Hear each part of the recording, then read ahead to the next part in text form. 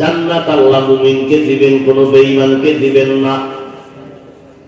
যদিও সব বেঈমানের নামে জান্নাতে আলাদা আলাদা ঘর, কিন্তু কোন বেঈমান ঈমান না থাকলে জান্নাত পাবে না।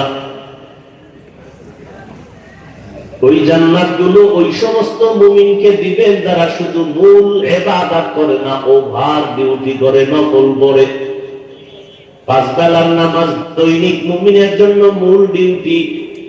ইশরাক, আওয়াবিন, চাষ, তাহাজ্জুদের নামাজ হলো ওভার ডিউটি।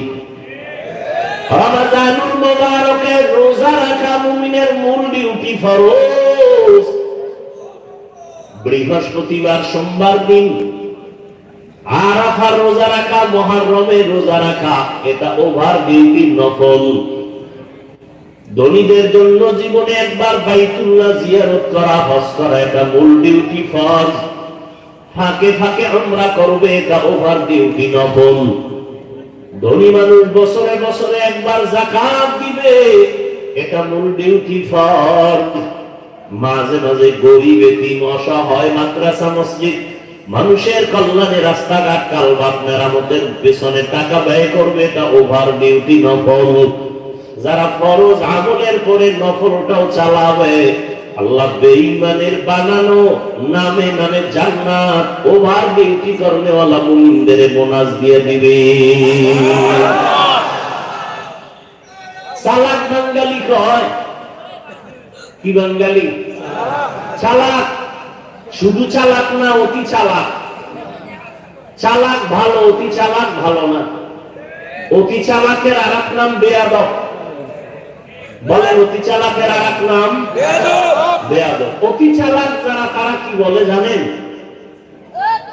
আমার ছোট একটা রুম হলেই তো হয়ে যায়, যে ছোট জান্নাত পাবে 10 দুনিয়ার সমান, তাহলে আমার বোনাসের দরকার কি? আছে না নাই? আছে না নাই? অতি চালাক। রমাজান চলে গেল, এই প্যান্ডেলে বহু আশেকে রাসূল আছেন, রমাজান পেয়েও রোজা রাখে নাই। এমন কোন আশেক এখানে নাই? কেন রাখে নাই? ওই অতি চালাকে বলেছিল, আমার ঘরে কি ভাতের অভাব, আমি রোজা রাখবো কেন? আমরা কি ভাতের অভাবে রোজা রেখেছিলাম? আমরা আল্লাহ পাওয়ার জন্য রোজা রেখেছি। রোজাটা কি শুধু মুসলমানরাই রাখে? পৃথিবীতে যত ধর্ম আছে মানুষের বানানো, সব ধর্মের মানুষের মধ্যে রোজা আছে, নাম আলাদা, সিস্টেম আলাদা। ভিন্ন ধর্মের মানুষ রোজা রাখে কি নামে? কয় না খাওয়ার সাধনা করো। কোন কোন ধর্মে এমন আইন আছে, না খাইয়া থেকে সাধনা করে করে যদি মরে, বিনা হিসাবে স্বর্গে যাবে, জান্নাতে যাবে। তাহলে না খাইয়া থাকার সাধনা সব ধর্মে আছে। আমাদের ধর্মে না খাওয়ার সাধনা না, বরং না খাওয়ার মধ্য দিয়ে আল্লাহ পাওয়ার সাধনা। এরকম আশেকে রাসূল ছিল, রোজা রাখে নাই। আর একদল কপাল পরা ছিল, রোজা রাখছে ঠিক, ওই তারাবি পড়ে নাই। এমন আশেক নাই? আবার কিছু আশেক ছিল, তারাবি পড়েছে ঠিক, পুরা তারাবি পড়ে নাই। আছে না নাই? আল্লাহ হেদায়েত দান করুন। ওভার ডিউটি যারা করবে, তারা বেঈমানের বানানো জান্নাতটাও পেয়ে যাবে। রহমতের নবী বলেন, জান্নাতীরা জান্নাত পাওয়ার পর অন্তরে কোনো আফসোস থাকবে না, একটা মাত্র আফসোস থাকবে, আমি আর একটু যদি আমল বাড়ায় করতাম, আমি আরো ভিআইপি জান্নাতটা পেয়ে যাইতাম। ভিআইপি জান্নাত, ভিআইপির কোন সীমানা আসেনি, কোন সীমানা নেই। যত সুন্দর শেষ নাই, আরো লাগে, আরো লাগে, আরো লাগে। আল্লাহ বলেন জান্নাত মুমিনরা পাবে, এজন্য মুমিনকে বললাম সাহায্য প্রার্থনা করো। সাহায্য প্রার্থনা কেন করবে? ওই ব্যক্তি অন্যের সাহায্য প্রার্থনা করে যে নিজে চলতে পারে না। আমরা কি তাই? আল্লাহ বলেন হ্যাঁ, তোমরা তাই। তোমরা এতটাই যে দুর্বল। ওয়া খুলিকাল ইনসানু যাঈফা। আমি আল্লাহ ইনসান জাতিকে দুর্বল করে বানাইলাম। মানুষ তুমি সৃষ্টিগতভাবে দুর্বল, খানার বেলায় দুর্বল, ঘুমের বেলায় দুর্বল, মেধার বেলায় দুর্বল। মানুষের মতো দুর্বল করে কোন প্রাণী আল্লাহ আর বানান নাই। মানুষ এতটাই দুর্বল, একটা পিপিলিকার কাছেও আমরা দুর্বল, একটা মশার কাছেও দুর্বল। আল্লাহ পাক বলেন, বান্দা তোমাকে আমি দুর্বল করে বানাইলাম। একা একা তুমি সম্পূর্ণ জীবন যাপন তুমি করতে পারবা না। চলতে গেলে সহযোগিতা লাগবে, খানা খাইতে গেলে তোমার সাহায্য লাগবে অন্যের। অন্যের সাহায্য ছাড়া, সহযোগিতা ছাড়া তুমি একা একা চলতে পারবা না। কারণ আমি আল্লাহ তোমাকে সৃষ্টির থেকেই দুর্বল করে সৃষ্টি করেছি। তুমি শারীরিক ভাবেও দুর্বল, তুমি মেধার দিক থেকেও দুর্বল, খানার বেলায় দুর্বল। একটা চিড়িয়াখানায় বাঘের খাদ্য তালিকায় লেখা আছে দৈনিক একটা বাঘের খাদ্য হলো 17 কেজি গোশত। রংপুরের কোন মানুষ 3 বেলায় 17 কেজি খেতে পারবে না? পারলেও ধাক্কা ধাক্কি তো আর কম করে না। একটা বাঘের খানা 17 কেজি গোশত। বড় বড় সমুদ্রের ভেতরে বড় বড় নীলতিমি আছে, একটা নীলতিমির প্রতিদিনের খাদ্য তালিকা 1000 কেজি চিংড়ি মাছ। এরকম নীলতিমি একটা, কথা বলেন না কেন? অনেক। কে খাওয়ার? আল্লাহ পাক বলেন, এইরকম নদী সমুদ্রে হাজারো কোটি ধরনের প্রাণীর খানা দেই আমি আল্লাহ। পৃথিবীতে একটা পাহাড় আছে কহে কাফ, ওই পাহাড়ের ভিতরে একটা প্রাণী বসবাস করত, নাম সিমর্গ। ওই একটা প্রাণীর জন্য প্রতিদিনের খাদ্য তালিকা ছিল 40টা মোটা তাজা হাতি। কে খাওয়ায়? সকালবেলা একটা পাখি ডানা মেলে উঠতে শুরু করে, সারাটা দিন খোলা আকাশ উড়ার পর সন্ধ্যাবেলা নিজের পেট ভরে বাচ্চার খানা নিয়ে বাসায় হাজির। কে খাওয়ায়? ওয়াতারযুকু মান তাশাউ বিগাইরি হিসাব।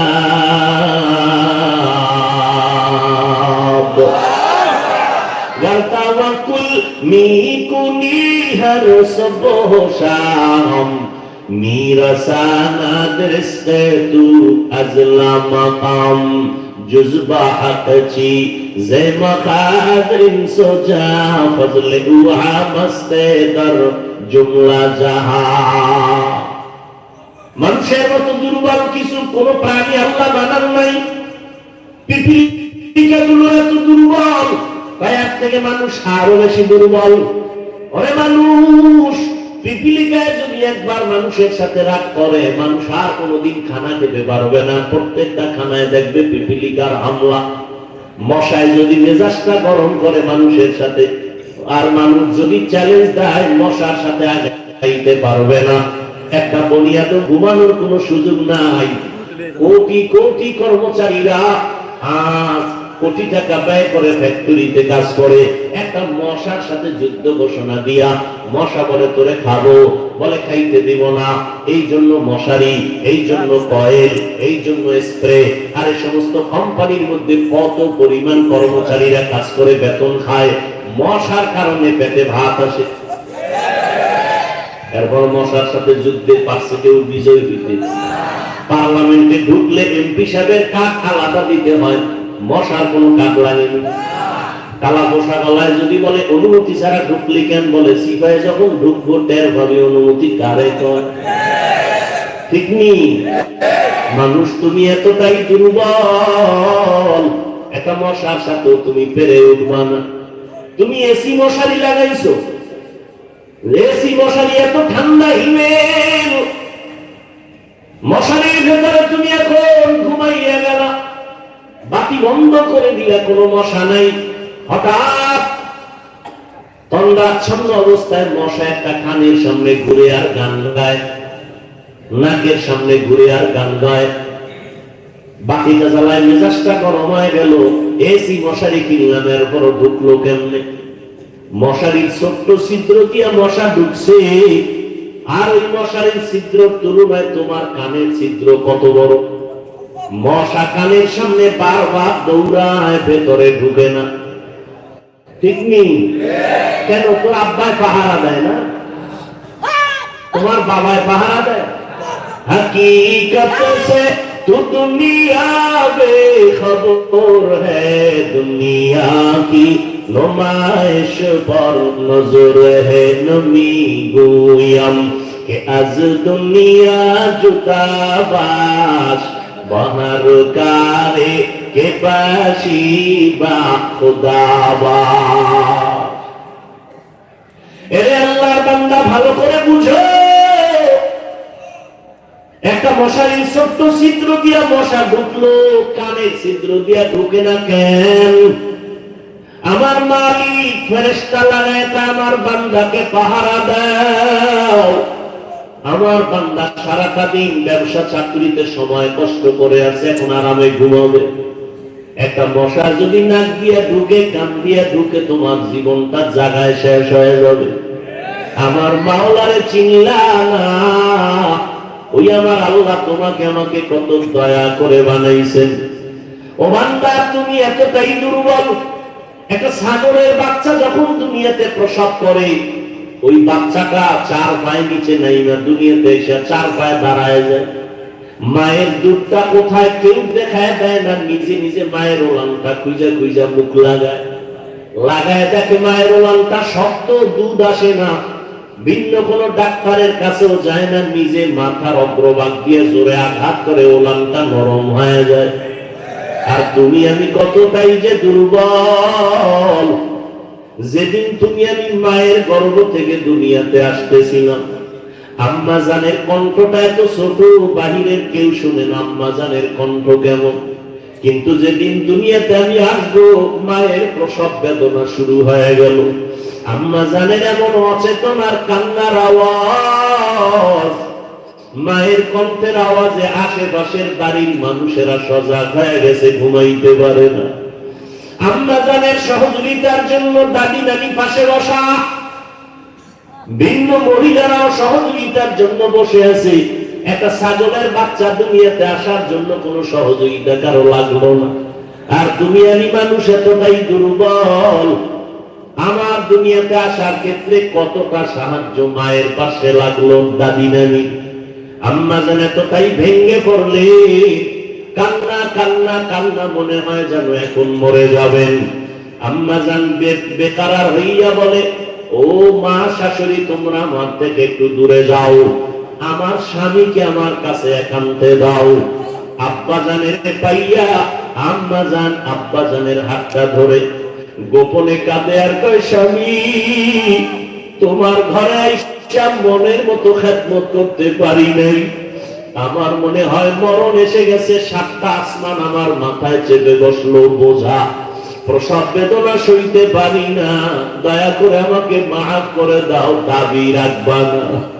আব্বা যেন কান্না করে, বিবি ধৈর্য ধারণ করো, ধৈর্য হারাইবা না। আব্বা জান নামাজের মুসাল্লায় গিয়ে কান্না শুরু করলেন। ও দয়ার মালিক, আমার সন্তানের তুমি সুস্থ করে পৃথিবীতে পাঠাও, আমার স্ত্রীটাকেও তুমি সুস্থ রাখো। ও বান্দা, নজর করে দেখ, একটা ছাগলের বাচ্চা প্রসব কালে কতটা স্বয়ং সম্পূর্ণ, আর তুমি আমি কতটাই যে দুর্বল। দুনিয়াতে আসার ক্ষেত্রে আম্মা জান এতটাই পাগল, আম্মা জান এতটাই ভয় ভীত হয়ে কান্না শুরু করলেন। যখন আমি দুনিয়াতে এসেই পড়লাম, দাদি নানি আমাকে ধরিয়া পরিচ্ছন্ন করলো। আম্মা জান বেহুশ হয়ে জমিনে পড়ে গেলেন। আমার দাদি নানি আমাকে পরিচ্ছন্ন করে, আমার কান্নার আওয়াজ আম্মা জানের কাছে আমাকে দিয়া কয়, দেখ ফুটন্ত গোলাপের চেহারাটা দেখ। আম্মা জান একটা নজর দেওয়া মাত্র আসমান বরাবর কষ্টটার জায়গায় মা ভুলিয়া গেল। ওই মার মুখে হাসি ফুটে গেল। আল্লাহ পাক রব্বুল আলামিন, এইবার দেখো বান্দা, তোমাকে কত দুর্বল করে বানাইছেন। আম্মা জানকে সবাই বলে বাচ্চাটা কান্না করে, দুধ দাও। আমাকে যখন মা দুধ দেয় আমার মুখে দুধ যায় না, মায়ের বুকেও দুধ নাই। আব্বা জান দৌড়ায় গেলেন, ডাক্তার তাড়াতাড়ি ঔষধ দাও, আমার বাচ্চা দুধ পায় না। ডাক্তার ঔষধ দিল, বাচ্চা যেন ঠিক মতো দুগ্ধ পান করার রাস্তা পায়। কিন্তু একটা ছাগলের বাচ্চা দুনিয়াতে আইসা দুধ পায় না, বিদায় কোনো ডাক্তারের পরামর্শ নিল না। আল্লাহ বলে, বান্দা নজর করে দেখ, এতটা দুর্বল করে আমি তোরে বানাইছি। ওই মা কত কষ্ট করেছে, আমি আল্লাহ পাক এমন সুন্দর করে তোরে বানাইলাম। আমি আল্লাহ তোরে দুর্বল করিয়া বানাইয়া নিচে রাখি নাই, আমি আল্লাহ তোর সম্মান সবার উপরে বাড়ায় দিলাম। জীবনের মূল কষ্ট মায়ের প্রসব বেদনা,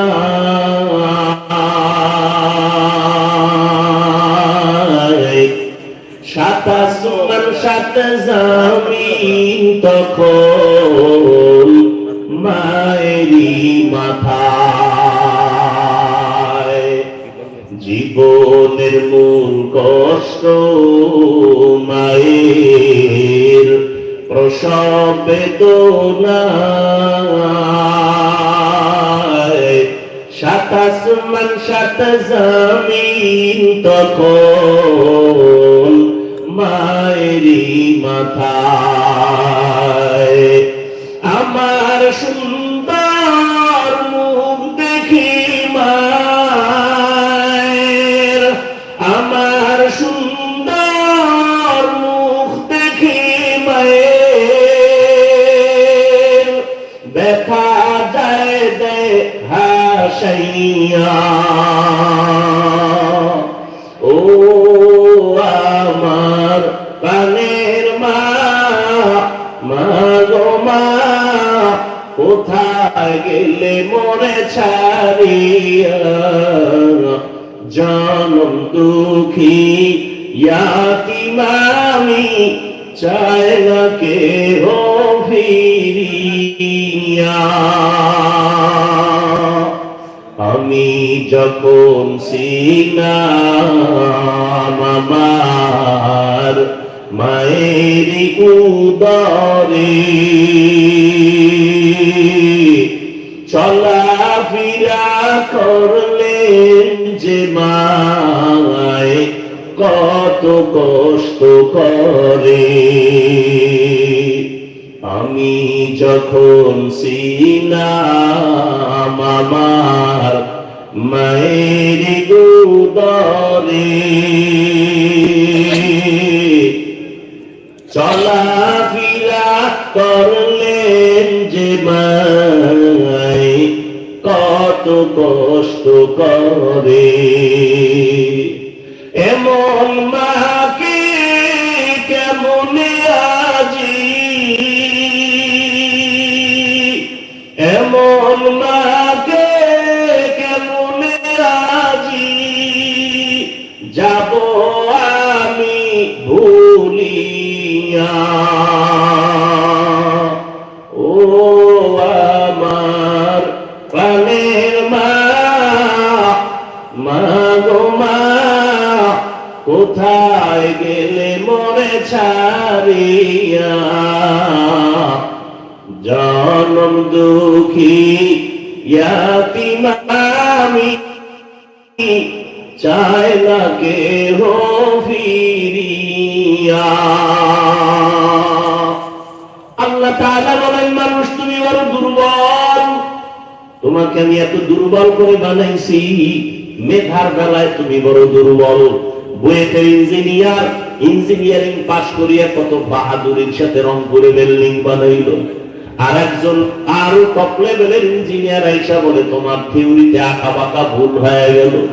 দুনিয়ার মানুষের মেধায় ভুল, আগের বৈজ্ঞানিকরা থিওরি দিয়া গেল, বর্তমান বিজ্ঞানীরা বলে তাদের থিওরি ভুল। কত বছর আগে আবহাওয়া অফিসওয়ালারা বলেছিল মে মাসে কিয়ামত কায়েম হয়ে যাবে, রেডি হয়ে যাও। মনে আসেনি মুরব্বীরা? কিয়ামত হয়েছিল?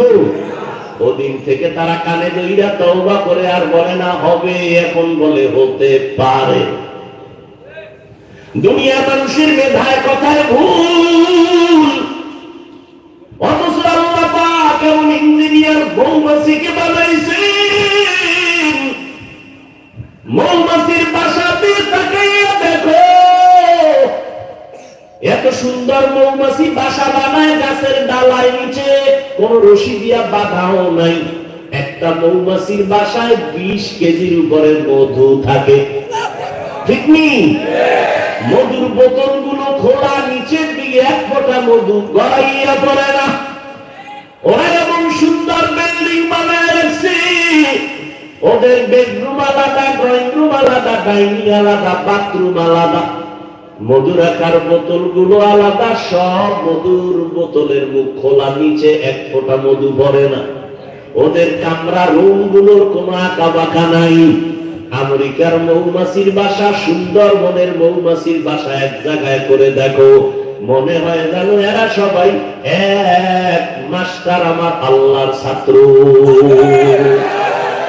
তাদের কুদরত দানি বরকামাল, আনতা রব্বি আনতা হাসবি যুল জালাল, তুহি কাদের জলিলুল্লাহ জাহাদার, বহর হালে তুহি মেরা নিগাহদার।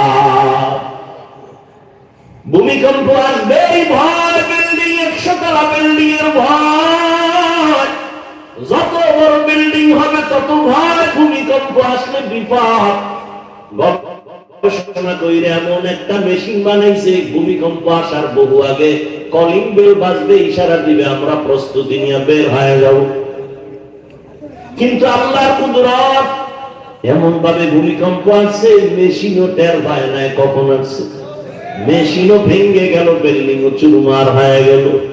অথচ চড়ুই পাখি, কেউ বলে বাবুই পাখি, ওই পাখিরা দেখছুনি কেমন সুন্দর বাসা বানাইছে তাল গাছে। কোথায়? তাল গাছে।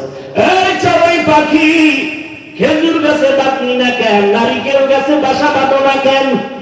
আমরা জানি তোমরা যে আকাম কুকাম করো, এর বিনিময়ে বাজে বাজে গজব আসবে, গজব। ওই গজবে নারিকেল গাছ ভেঙে যাবে, খেজুর গাছও ভেঙে যেতে পারে, কিন্তু সহসায় তাল গাছ ভাঙবে না। আমরা গবেষণা করে ওই জায়গায় বাসা বানায় রাখছি, যেমন তেমন তুফানে আমাকে মারতে পারবে না। মানুষ তুমি কতটাই যে দুর্বল, মেধার বেলায় দুর্বল, খানার বেলায় দুর্বল, চলার বেলায় দুর্বল, ধর্মীয় লাইনে দুর্বল, দুনিয়ার লাইনেও তুমি দুর্বল। এমন একটা মানুষ জমিনে নাই যে স্বয়ং সম্পূর্ণ। আমি কোরআনের তরজমা জানি, কোরআন পড়তে জানি, যে পড়তে জানে না সে দুর্বল। আবার আমি পড়তে জানি, তরজমা জানি না, যে পড়তে জানে তরজমা জানে না, তরজমা জাননেওয়ালার কাছে সে দুর্বল। আর একজনে তরজমা জানে, ব্যাখ্যা জানে না, তাফসীর জানে না, ওই বান্দা তাফসীর কারকের কাছে দুর্বল। আবার আমি তাফসীরও জানি, কিন্তু কোরআনের আয়াত দিয়া হাদিস দিয়া ফতোয়া দিতে পারি না, আমি ফতোয়ার কাছে দুর্বল। আল্লাহ দুনিয়াতে প্রত্যেকটা মানুষের দুর্বল বানায় রাখছেন। আল্লাহ দুর্বল বানাবার কারণ, এক কারণ হলো আল্লাহ বেশি মহব্বত করে এই দুর্বলতার কারণে। ঘরের ভিতরে বাচ্চা আছে, শিশু, মা বাবা ভাই বোন সব বড়, কিন্তু মা বাবা বড় ছেলের এত ভালোবাসে না বাচ্চাটারে যত ভালোবাসে, ঠিক নেই?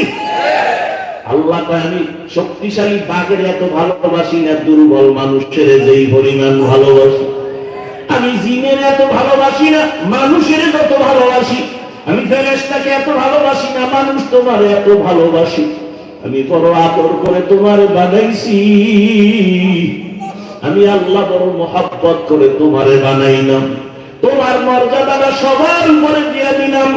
ফেরেশতারা তোমার গোলাম, জমিন তোমার গোলাম, আসমান তোমার গোলাম, সূর্য তোমার গোলাম। ও বান্দা, এগুলো সব তোমার গোলাম বানায় দিলাম।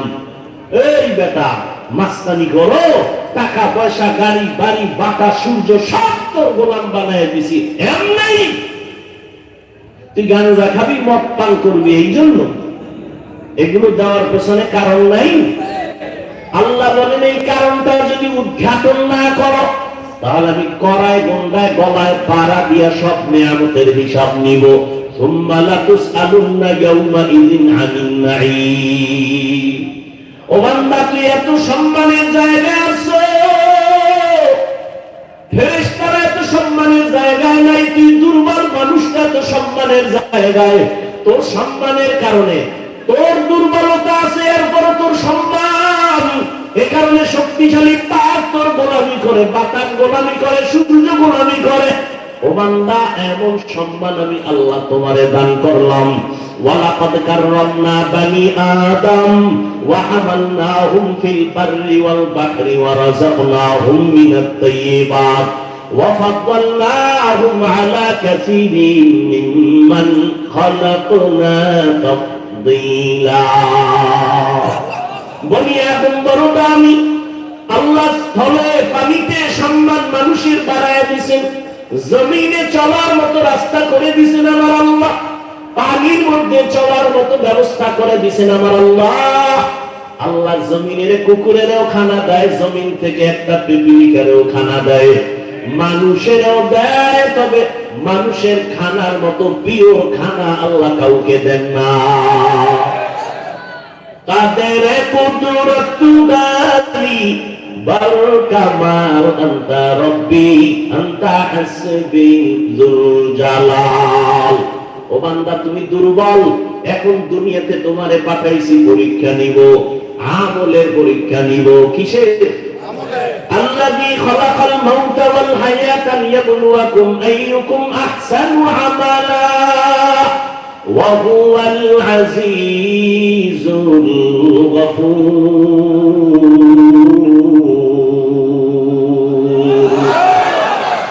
আল্লাহ বলেন আমি দুনিয়াতে তোমার হায়াত দিয়ে পাঠাইলাম, মৃত্যুর সাথে তোমার পরীক্ষা নিব কারা আমল করে ভালো। বেশি আমল লাগবে না, ভালো আমল লাগবে।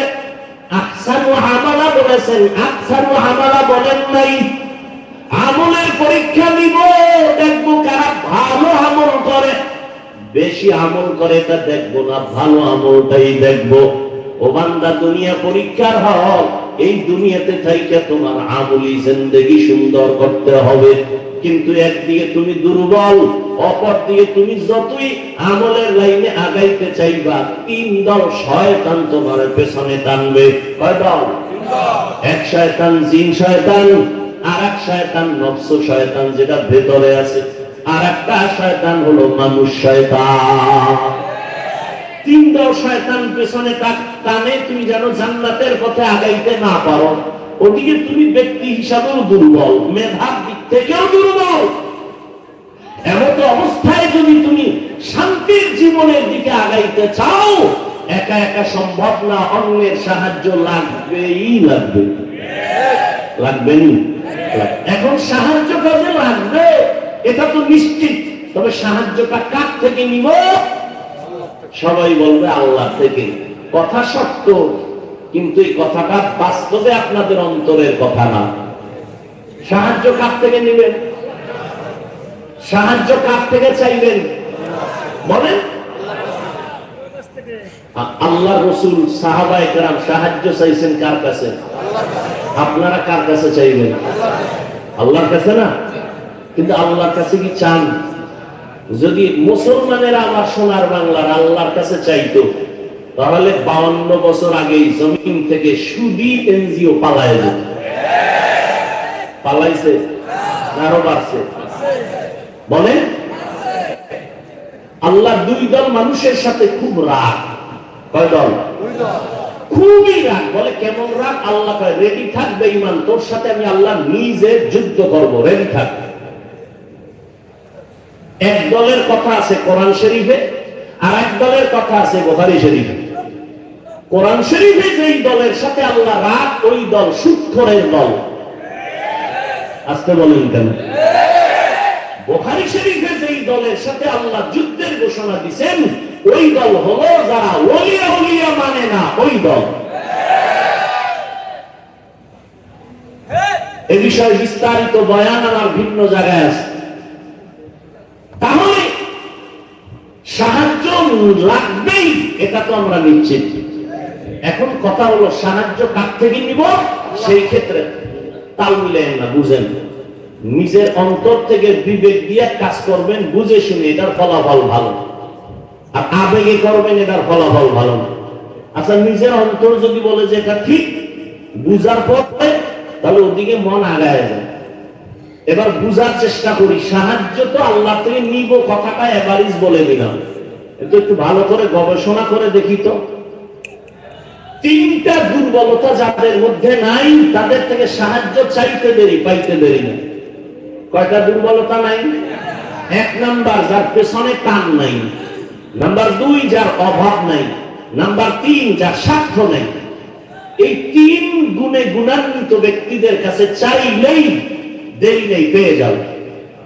এবার দেখেন তো, পৃথিবীতে এই তিন গুণ ছাড়া কে আছে? পিছনে টান নাই এমন কোন মানুষ আছে? আমার সামনে আগাই স্ত্রী বলে টাকা দাও, সন্তান বলে দাও, মা বাবাই বলে দাও, বলেন যত আগাইতে চাই পেছনে টান আছে না নেই? বলেন। নাম্বার দুই, অভাব নাই। একজন মানুষ দেখান তো পৃথিবীতে কার অভাব নাই? বরং যে যত টাকার মালিক তার অভাব তত বেশি। গরিবের অভাব 100 টাকায় সমাধান, কোটিপতির লক্ষ টাকায় সমাধান হয় না। কথা ঠিক নেই? বড় লোকের বাড়ি আছে 5 তলা রংপুর, এরপর মন বলে না বাড়ি আরো লাগবে। গরিব একটা খেরে করে থাইকাও কোনো পেরেশানি নাই। দুনিয়াতে অভাব ছাড়া কোনো মানুষ নাই। 3 নম্বরে দেখো, এই জমিনে একজন মানুষ আছে কিনা যার স্বার্থ নাই? এই রংপুরের মানুষেরা বলো, কার স্বার্থ নাই? কার নাই? পীর সাহেব নাই না? পীর সাহেব যারা, কোনো স্বার্থ নাই। কথা বলেন না কেন? মানে আরো বেশি স্বার্থওয়ালা। মুরিদের দেখাইয়া স্বর্ণের বাড়ি বানায়, ঠিক নেই? আমি 2 জন মানুষ পেয়েছি স্বার্থ নেই। কয়জন? দেখেন তো আপনার যুক্তিতে অ্যান্সার দেয় কি? 2টা লোক পাইছি স্বার্থ, একজন আমার আম্মাজান, একজন আমার বলে না, ঠিক? কিন্তু সোনার বাংলায় যা দেখলাম, এই 2 জনও স্বার্থপর। কেমনে স্বার্থপর এটা বোঝার জন্য ইন্ডিয়া যাওয়া লাগবে না, সোনার বাংলা কমপ্লিট আমাকে দেখাই দিছে। মা বাবা থানায় গিয়া মামলা করে সন্তানের বিরুদ্ধে কি স্বার্থ? মা বাবা সন্তানের রাতের ঘুমে জবাই করে, প্রমাণ নাই?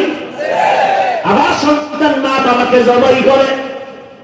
একজন বাবা কত বড় বেঈমান, নিজের আপন মেয়েকে হোটেলের মধ্যে ঢুকাইয়া বলে, আজকে তুই আমার মেয়ে না, তুই আমার স্ত্রীর মতো। আমি কি মিথ্যা বলছি? তোমরা ফেসবুকের গোলামেরা দেখো না এগুলো? করোনায় দেখো নাই? বাবায় করোনায় আক্রান্ত হয়ে গেল, ছেলেরা, শিক্ষিত ছেলে, অন্যের টাকা দিয়ে এরপরে তার লাশটারে রাস্তায় ফালাই দিয়েছে, দরজা জানালা লক করে দিছে। বাবার লাশটা কুত্তায় খাইলো না, জানাজা হইল, জানালা খুলে দেখেও নেই। ভালো করে ইতিহাস ভূমিষ্ঠের মুমিন, এই করোনার সময় তাকাইয়া দেখছো শত শত করোনার লাশ। আমার দেশের প্রশাসন, পুলিশ, আর আমার দেশের টুপিওয়ালা মাওলানা, এরা কাঁধে নিয়া গোসল করাইয়া, কাফন পরাইয়া করোনার লাশগুলো দাফন করেছে, জানাজা পড়েছেন। ইতিহাস ভুলে যায় না, শত শত করোনার লাশ কবরে রাখলো, একজন হুজুরেও করোনায় মরে না। বানায় বলছি, বলতে এখন খানে ধরে উঠবো আর বসবো। বানায় বলছি, পৃথিবীতে নিঃস্বার্থ একজন মানুষ পাওয়া যাবে, ওলামায়ে আহলে হক, এদের কোনো স্বার্থ নেই। এই নিয়ে আমি যে তোমারে পাও ধরে বুঝাইতেছি, তোমার টাকায় আমি চলি, তুমি আমার টাকায় চলো, তো তোমার পাও ধরে বুঝাই কেন? কুত্তাও এরকম দৌড়ায় না, আমরা যেরকম দৌড়াই। তোমার 12টা মাস পাগলের মতো হয়ে গেছে। আলেমরা দৌড়ায়, পীর সাহেবরা দৌড়ায়, তাবলীগওয়ালারা মেহনত করে, জুমার দিন খতিবরা দৌড়ায়। বেতন কত মসজিদের ইমামের? সর্বোচ্চ 10,000, 15,000, গ্রামে 5-7,000। 6 মাস বাকি। ঠিক নেই? আপনি সরকারি চাকরি করেন, বেতন কত? কয় 22,000। টেবিলের তলে কত? কয় 42। খাইয়া সামদি গরম, লাল পতাকা লয়ে রাস্তায় খাড়ায় কয় কিও? কয় মানববন্ধন করি। বিষয় সরকারের গদিতে আগুন জ্বালাবো। কেন? কয় স্কেল বাড়াইলে দিবে, নাইলে আগুন। সরকারের দেখাইয়া সরকারের বিরোধিতা করে, করে না? ইমামের বেতন 5,000, 6 মাস বাকি।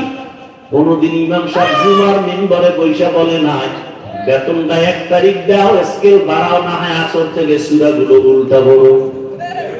বলছে বলই না। অথচ আপনার ঘরে সন্তান কম, হুজুরের ঘরে সন্তান বেশি। কারণ আপনি সন্তান কমানোর ট্যাবলেট খেয়েছেন। আমরা আলেমরা ট্যাবলেট খাই না, নবী নিষেধ করেছেন। ওই ঘরের মাইয়া বিয়ে করবি যেই বংশের সন্তান বেশি হয়। আপনার ঘরে সন্তান কম, আপনি তো স্লোগান লাগায় রাখছেন, ছেলে হোক মেয়ে হোক দুটোর বেশি না, একটা হলে ভালো হয়, না হইলে আরো ভালো। আর আমরা আল্লাহর নবীর হাদিস শুনে ওই ঘরের মেয়ে বিয়ে করার চেষ্টা করি যেই বংশে সন্তান বেশি হবে। কারণ আমার মায়ার নবী গর্ব করে বলেছেন, কিয়ামতে আমার উম্মত বেশি হবে, আমি গর্বের সাথে জান্নাতে যাব।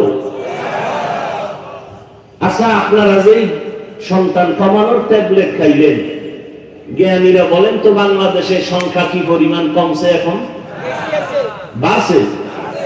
সত্য কথা বলতে বলছি না? কি জনসংখ্যা কম না বেশি? সব আমরা হুজুরেরা বাড়াইছি। তার ট্যাবলেটের অ্যাকশন কই? মনে আছে কথা কি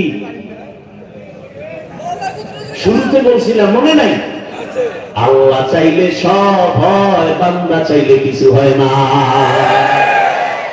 জিন্দেগি মে বন্দগি তু কর নাহি, জিন্দেগি মে বন্দগি তু কর নাহি, जिंदगी बे बंदगी शर्मिंदा है, जिंदगी बे बंदगी शर्मिंदा है। ओ এলাকার মা বোনেরা, ও যুবক, ও পর্দারা নামের আম্মা জানেরা, ও বাবাজিরা, কয়দিনের দুনিয়ার বাহাদুরি করবা? স্বার্থ নাই, অভাব নাই, পিছনে টান নাই, দুনিয়াতে কেউ নাই। তবে এই 3টা গুণে গুণান্বিত যিনি আছেন তিনি একজন আমার। আরো জোরে বলেন, ইয়া আইয়ুহান নাস আনতুমুল ফুকারাউ ইলাল্লাহ ওয়াল্লাহু হুয়াল গানিয়্যুল হামিদ।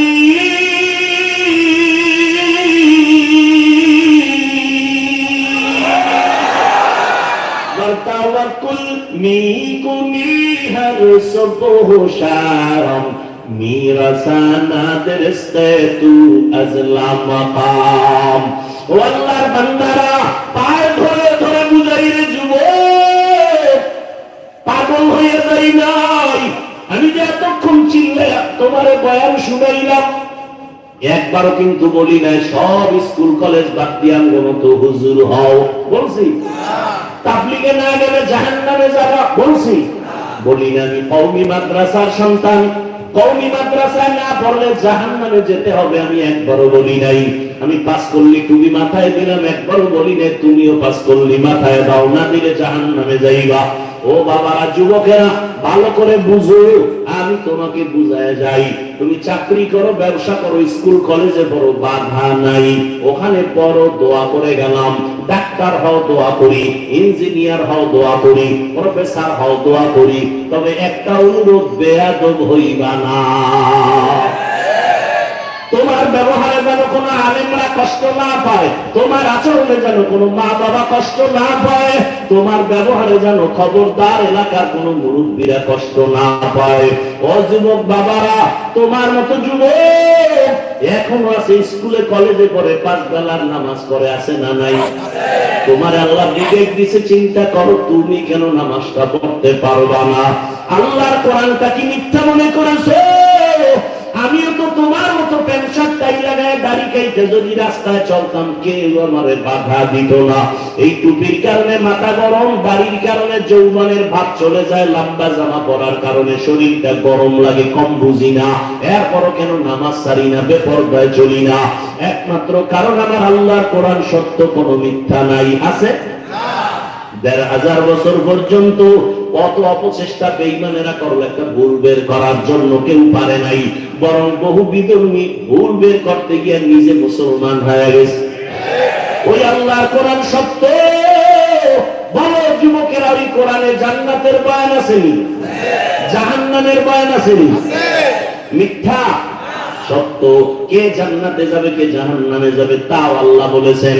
ইন্নাল আবরারা লাফি নাঈম ওয়া ইন্নাল ফুজ্জারা লাফি জাহিম।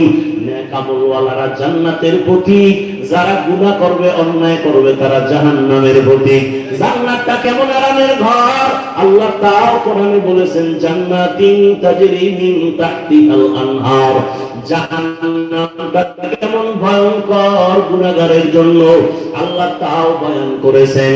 ওয়াইলুল লিকুল্লি হুমাযাতিল লুমাযা আল্লাযী জামাআ মালান ওয়া আদ্দাদা ইয়াহসাবু আন্না মালাহু আখলাদা কাল্লা লা ইউনবাযান্না ফিল হুতামা ওয়া মা আদরাকা মাল হুতামা নারুল্লাহিল মুকাদা القارعة ما القارعة وما أدراك ما القارعة يوم يكون الناس كالفراش المبثوث। এই সূরাগুলো জাহান্নামের বয়ান। আলহাকুমুত তাকাসুরু হাত্তা যুরতুমুল মাকাবির। এই সূরাগুলোর বাংলা তরজমা পড়ে দেখি, ওরে বাবা, কোরআন মোবাইলে ডাউনলোড করো, বাংলা কোরআন তরজমা পড়ো, জাহান্নামের আয়াতের বর্ণনাগুলো আছে। ওই জাহান্নাম কত ভয়ঙ্কর। মায়ার নবী আম্মা জান আয়েশা বলেন, আমি দেখি আমার ঘরে নবী বয়া বয়া কান্না করেন। আম্মা জান আয়েশা বলেন, নবী আপনি আমার ঘরে বসে কাঁদেন কেন? আমি আয়েশা বেয়াদবি করলাম নাকি? নবী বলেন, না আয়েশা বেয়াদবি করো নাই। তাহলে কেন কাঁদেন? নবী বলেন, আয়েশা হাসরের ময়দানে ভয়ঙ্কর অবস্থার কথা আমার মনে পড়েছে, এই জন্য কান্না করি। আমার উম্মতের কি উপায় হবে? হাসরের ময়দানটা তো ভয়ঙ্কর হবে। আম্মা জান আয়েশা বলেন, ইয়া রাসূলুল্লাহ কেমন ভয়ঙ্কর? নবী বলেন, এই জমিনটা হবে কিয়ামতের মাঠ। এই জমিন আল্লাহ পাক আদালত কায়েম করবেন, সূর্যটা মাথার উপরে চলে আসবে, সূর্যের গরমে জমিনটা তামা হয়ে যাবে। ও রংপুরের মুসলমানেরা, সূর্যের গরমে আর সহ্য করতে পারো না রে মুমিন। ওই সূর্যটা বিজ্ঞানীরা বলে 9,30,00,000 মাইল উপরে সূর্য, দিনে ছিল রাতে নাই, তারপরও গরম লাগে। এসির বাতাসটাও ঠান্ডা বের হয় না, ঘরে ঘরে এসিটা দুর্বল হয়ে যাইতেছে। এই সূর্যটা মাথার উপরে আসলে কি উপায় হবে জানো রে মুমিন? আমার নবীর কোনো গুনাহ নাই, সেই নবী পর্যন্ত কান্না করেন। সূর্যের গরম, অপর দিকে জাহান্নামের আওয়াজ। নবীদের কোনো গুনাহ নাই, তারা ভয়ে কান্না শুরু করবেন। মুসা নবী কাঁদবেন, ঈসা নবী কাঁদবেন, ইব্রাহিম নবী কাঁদবেন। এভাবে কান্না করে বেকারার হয়ে যাবেন তারা। উম্মতেরা সুপারিশের জন্য দৌড়াবে, বলবে আমরা পারবো না, চলে যাও। আম্মা জান আয়েশা বলেন, উম্মতেরা সর্বশেষ কি করবে? নবী বলেন, সব শেষে আমাকে তালাশ করা শুরু করবে। ওই হাসরের ময়দানে নবী আপনাকে কোথায় পাবে? নবী বলেন, আমি থাকবো আমার মাওলার কুদরতের সামনে মাকামে মাহমুদে সিজদায় কান্নার অবস্থায়। আমি কান্না করে বলবো, আল্লাহ আমার উম্মতের বাঁচাও, আমার একটা উম্মত জাহান্নামে যেন না যায়। আল্লাহ বলবে, নবী আপনার উম্মত গুলো আপনি বেছে বেছে জান্নাতের দরওয়াজার দিকে নিয়ে যান, আমি আমার উম্মত গুলোকে বেছে বেছে বের করব। আম্মা জান আয়েশা বলেন, ইয়া রাসূলুল্লাহ, হাজারো হাজারো লাখো কোটি মানুষের ভিতরে মুসা নবীর উম্মত, ঈসা নবীর উম্মত, ইব্রাহিম নবীর উম্মত, আপনার উম্মত বাছাই করবেন কিভাবে?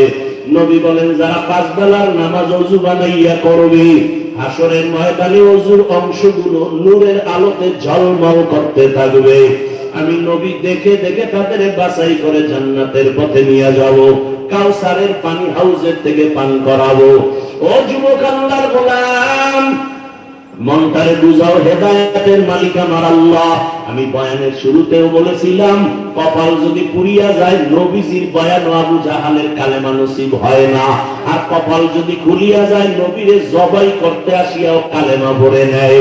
কপাল যদি পুড়িয়া যায় কিছু করার নাই, মনে বুঝাইও তোমার মতো যুবক হইয়া র‍্যাব আর্মি পুলিশ বিডিআরের চাকরি করে নামাজ ছাড়ে না, তুমি কেন পারো না? তোমার কপাল পুড়ে গেছে। তোমার মতো যুবক রাস্তায় গাড়ি চালায় নামাজ ছাড়ে না,